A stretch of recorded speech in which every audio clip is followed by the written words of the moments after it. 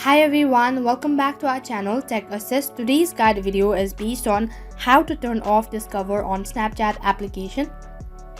Now first thing first, make sure that you're well connected with the internet service. Only then you'll be able to follow the step.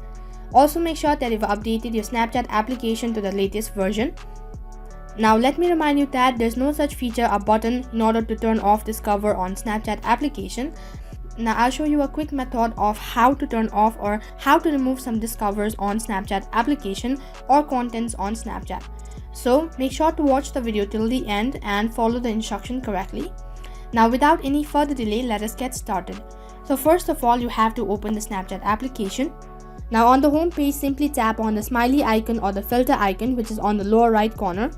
Now on the other page, just simply tap on the explore button, which is right in the corner on the right hand side. Now here, as you can see that as soon as I tap on the explore button, on the other page there you can see a list of different videos.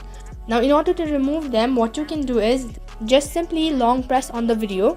Now as you tap on the filter or the video, what you can see is report and subscribe to this particular person.